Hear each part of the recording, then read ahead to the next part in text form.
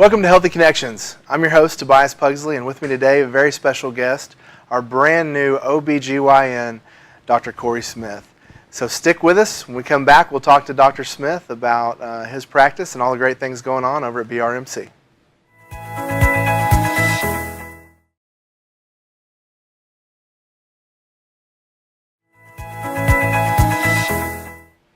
Welcome back to Healthy Connections. Today, I have a very special guest, Dr. Corey Smith. Dr. Smith, welcome to the show. Thank you for having me. Glad to be here today. Thank you. Well, first and foremost, I want to welcome you to the Mountain Home area, and really interested to find how you ended up here. I'm happy to be here. So I finished residency in June of this year, and I guess about a year before that, I started the process of trying to figure out where I was going to set up a practice and establish myself for my career. A couple of things I was looking for, was a place where I could practice the full scope of my medical specialty, which is obstetrics and gynecology, but also a place that had other, extracurricular activities, mainly outdoor activities, nature, water sports, fishing, things like that I really enjoyed. So this is an obvious place to come. You found the right place. This is how I came to be here. So. Wow. So where did you grow up? I grew up in Macomb, Mississippi, which is an hour or so north of New Orleans, southwest Mississippi. A town about the same size as Mountain Home. One of our good friends, I think Christy Kern at ASU Mountain Home, I think she's from over around that area. Christy Kern is from Macomb, along with Bud also, yeah. And they are good friends of my parents, actually. Really? Yeah. It's a small world, isn't it? Very small world. And that honestly is part of the reason that brought me to Mountain Home too, is my dad has enjoyed coming up here and doing a little bit of fishing and outdoor activities, and it is a great place to retire, so I kept that in mind also. So you've been here, a little over... I'm in my 9th week right now. 9th week. So what do you think so far? So far, everything's going great. The practice is steadily increasing in volume. It's been real encouraging. I really enjoyed my time in the hospital. Everybody's been great as far as helping me get accustomed to the new facility, and I've really enjoyed it. You have a great staff over there. We have a wonderful staff, and I've enjoyed working with every one of them. The staff in the operating room is also very impressive, as is the equipment in the operating room.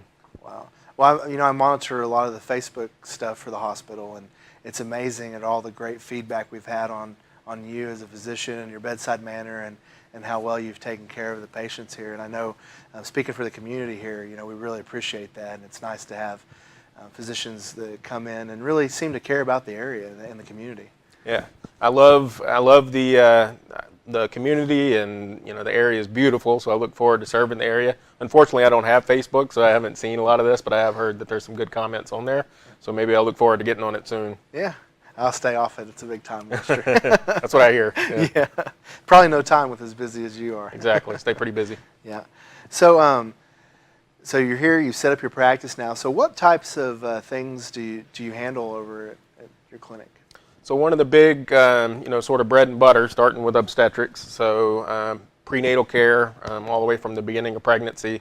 Generally, we would encourage people to schedule an appointment with an obstetrician at about 8 weeks or so of pregnancy, which they can, gauge by their last menstrual cycle that they've recorded. And if they're unsure, then they can always come in and we can help them establish dates.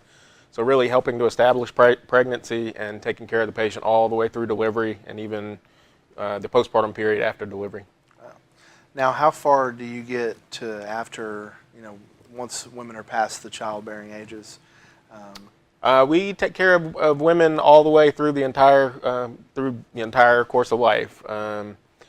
Postmenopausal is definitely another big piece of our practice, so that comes under the gynecology aspect. Postmenopausal bleeding is a huge aspect, dealing with postmenopausal symptoms. Hot flashes, night sweats, things such as that is a big part of the practice as far as treating people and their symptoms and making them more comfortable as they transition through the various phases of life. Wow. So if somebody doesn't have an OBGYN right now, it's definitely something you want to do on a regular basis and have that service available. So women should definitely see their OBGYN at least, once a year for regular exams. There has been some confusion regarding that in recent years because I know the recommendations from the government agencies as far as spreading out Pap smears. They recommend that some women can go anywhere from 3 to 5 years between Pap smears. And a lot of women don't realize that we do more at those visits than just Pap smears. And some women still do require annual Pap smears. So I know there's a lot of confusion out there with some changes that have taken place recently. But just to kind of clear the air, every woman should see an OBGYN annually. One of the things that we also screen for are a couple of things is breast cancer, also and ovarian cancer, which you actually can't screen for with a Pap smear. Wow. So I have heard that we have a lot of breast cancer in this area.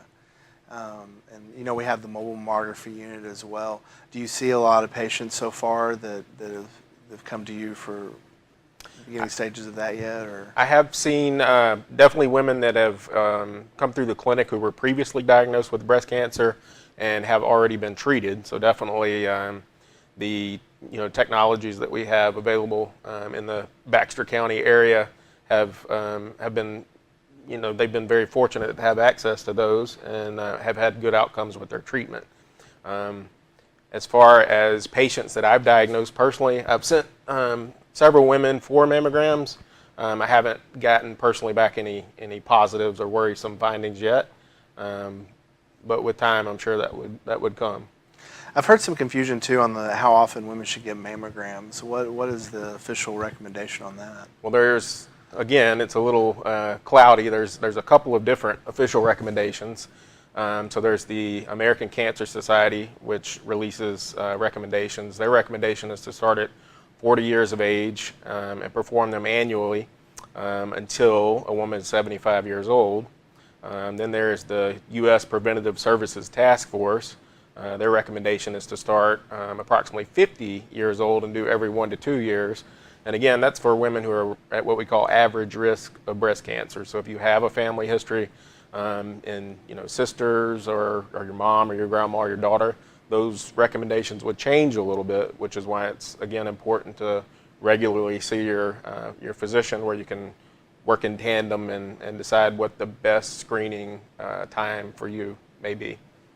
Well, I know we just recently had a big pink out event over at the high school during the football game, and October is obviously Breast Cancer Awareness Month. So you see all types of NFL, college, and all kinds of pink stuff out there to bring awareness to that. But that seems like that's a really hot topic, and a lot of people suffer from around here. So it's great that we have you here now to also help with that. Yeah, and like the technology I mentioned earlier, the 3D mammography, that's a great benefit to a community such as Mountain Home. Couple of the hospitals that I recently worked in during my residency training, which was in Philadelphia, Pennsylvania, did not have 3D digital mammography yet. So, Baxter Regional was on the cutting edge in obtaining that, and I don't know exactly when they received it here or we received it here, but it's several years ago, as I understand. Yeah, and for those at home that may not necessarily understand what the 3D is, this is my general explanation. Maybe you can help us fill in the gaps, but the 2D is really just kind of a one-side view, whereas the 3D, right, there's several slices, so they can actually look at it from different angles. So that allows you to identify masses and things of that nature a little earlier. Is that how that works? Exactly. So there's 2D digital, which, like you said, is sort of a two-dimensional but still a digital representation. And then the 3D digital representation allows you to move it spatially so that you can see a little bit better and you get a multi-angle look at a worrisome area where you can really kind of see what's going on in that area. Yeah.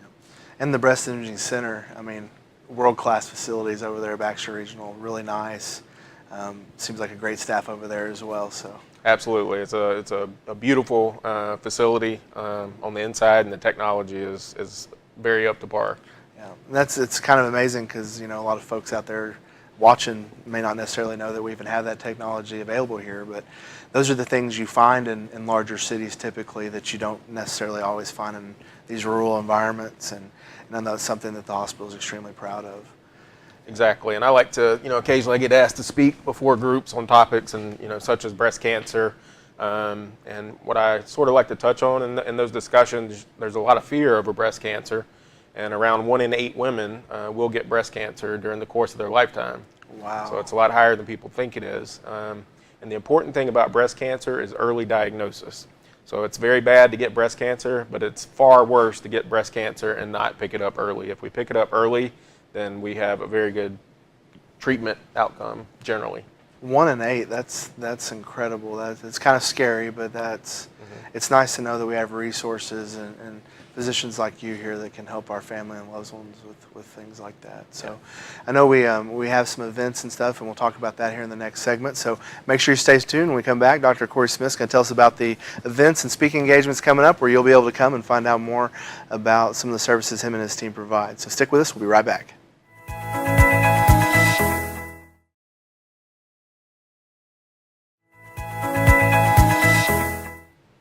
Welcome back to Healthy Connections. Again, today my guest is Dr. Corey Smith.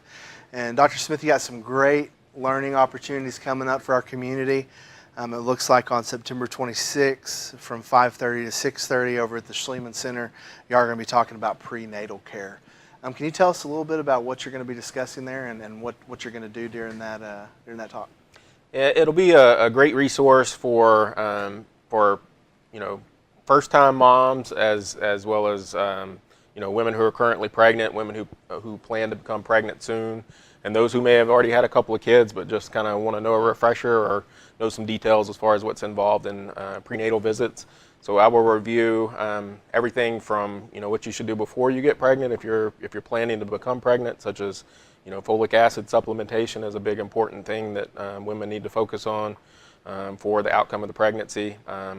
When we do certain exams during pregnancy, such as cervical exams, prenatal testing, which testing is involved at what stages of pregnancy, and why that's important to really make sure that you have that testing performed during pregnancy.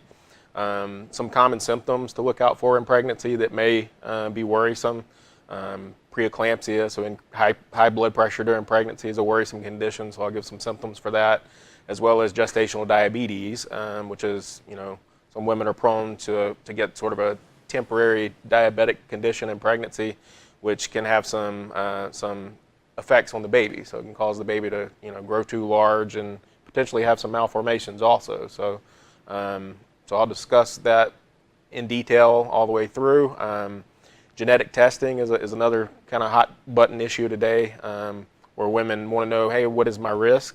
Some of these tests can be expensive for people, so I can kind of help them outline what their risk profile is and what they may glean from that information. Wow, that's a lot of information but if you're expecting a parent or if you're thinking about that, then that's a great resource. It probably offers some great one-on-one time with you as well for them to ask questions. Absolutely, I'll be available. It's booked. The first one. You have September 26th. Yeah. Yep. I think it's for an hour and a half, if I'm not mistaken, but I'll definitely be available to answer questions one-on-one after the talk. I had one recently that dealt with the topic of breast cancer, and there were a number of women who had questions after the talk, and I enjoyed discussing with them. What a great opportunity. I mean, how often do you get a chance to attend a seminar and ask a doctor for free? Yeah, absolutely. Yeah. Some questions, and we've been hearing some great feedback. I mentioned that earlier, and I heard some great feedback from that first event, and just kind of eye-opening, I think, for a lot of women that didn't realize some of these things that you're talking about. So, looks like you got another breast cancer seminar going on October 17th. Starting at 5:30 at Schliemann Center too. So what does that one cover? You said you'd already done one, but what did you cover? Generally, we go through the risk factors for breast cancer, as well as, like I was just outlining, the average risk for the average woman. But then I also hit a couple of the risk profiles for women who have a family history of breast cancer. So whether you have 1 or 2 first-degree relatives, or maybe a couple of second-degree relatives, or perhaps you have someone in your family who's had ovarian cancer and you wonder, how does that impact my risk to have breast cancer? When should I be screened? Should I be genetically screened for the genetic conditions that cause breast cancer? Those are all questions that we're going to delve into and answer. That's a part of my presentation. And then if you have particular questions when it's over, be happy to stay and answer those as well. Wow. And then it looks like on October 30th, and so this is an afternoon session from 12 to 1:30. You're going to talk about cervical cancer.